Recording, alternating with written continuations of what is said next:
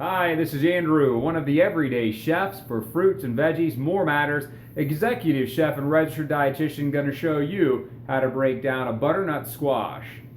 Okay, so while the butternut squash has a really hard exterior and it looks sort of difficult, it's quite easy. We're going to take off the end. We're going to take off the other end. And the reason why we're doing this is so that it sits flat. You do need a relatively sharp knife to take care of this. But there are lots of tricks, like put it in the microwave, you can use your peeler, but really with a sharp knife, by the time you can get it in the microwave and out, we'll already have it taken care of. I'm going to cut this guy in half, and if you don't have the hand strength to push through, once your knife is embedded, you can just simply press down. A little bit of extra effort, use some gravity, cuts right through. So now I have two pieces. This part has the seeds on the inside, so we're going to do that last. So I have a butternut squash. This is squash all the way through. I'm going to choose this side. I'm going to take my knife and I'm going to cut it just like I would an orange or an apple, staying just to the inside. And just to the inside of the skin. Now you'll notice I'm cutting just right down in here. You'll lose some flesh, it's okay. Now we're going to work on the bigger half. With this one it's the same thing. I'm going to cut straight down, sort of following the contour. Staying just to the inside of the skin. So now I'm going to take my knife, I'm going to cut straight through. And again, if I don't have the power, I can use a little gravity. I'm going to open it up and I see there are seeds. What I need to do is I need to get those scooped out. So here, I need to get rid of the seeds. I'm going to cut this end off. I'm going to just cut right up underneath.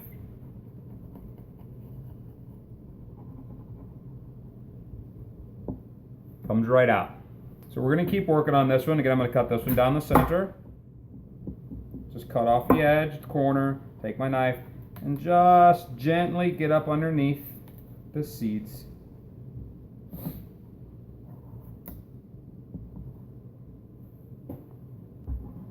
And come back through and cut this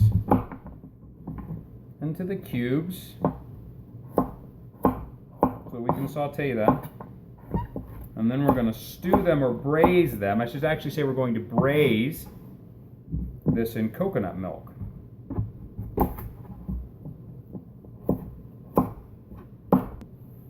So here is the solid piece. Suggest cutting this down the middle. Cut it into quarters.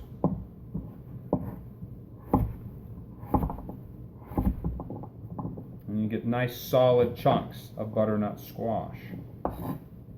Make sure they're all roughly the same size. That way they cook evenly in the water.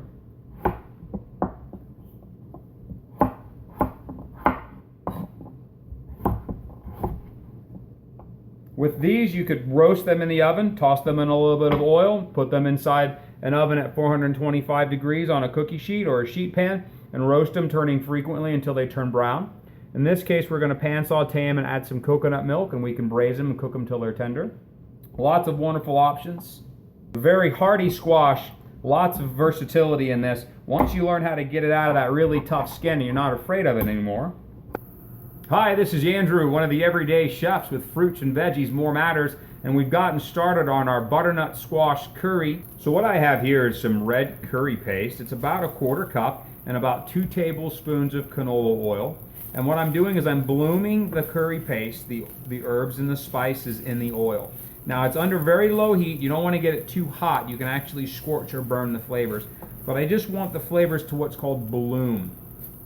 And that's to extract all of the oils that are trapped inside that cold curry paste, get warmed up, and they start to spread out through the oil.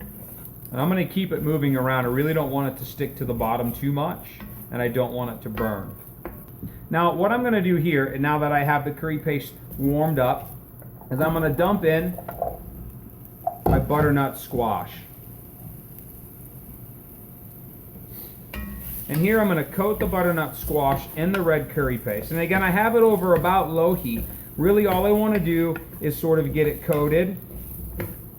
I don't want to cook or burn that curry paste. Stir it rather well. Get it coated very, very good.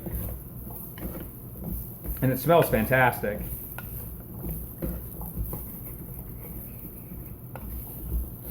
All right, looks like it's very coated. Now what I'm going to add is the coconut milk. I have about a 13-ounce can, and I'm going to pour the coconut milk in. Just remember to shake your coconut can up so that you get the solids in the milk all together. Otherwise, it can be stuck to the bottom. So we're going to stir this really well. The coconut milk, the curry paste, and the butternut squash. I'm going to add about 3/4 cup of water.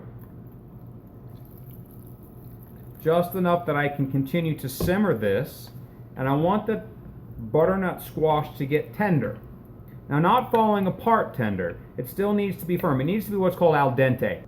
Firm but tender. And so inside it should have just a little bit of a bite, but it shouldn't fall apart. And the outside should be tender, not crunchy. So I'm going to bring this to a simmer, and I'm going to cook it for about 20 minutes. Butternut squash will start to get tender. Then what we'll do is we'll fold in the garbanzo beans, a little bit of cilantro, and if we need to, some poached chicken if we'd like to keep it with some protein in there. All right, so we've been simmering this for about 20 minutes, and I'm going to check to see if these are tender. So I'm going to take my spoon, and I'm just going to pull up a piece of squash. I'm going to press it against the side, and I can see that it cuts through relatively easy. So that was just one. I got some that are different sizes, so I'm going to pick a different one of the bigger ones. Press it up against the side, and I can go right through. Pretty simple, not much pressure, so that I can tell that the squash is getting tender. Now I'm going to fold in my garbanzo beans. So it was 1 can.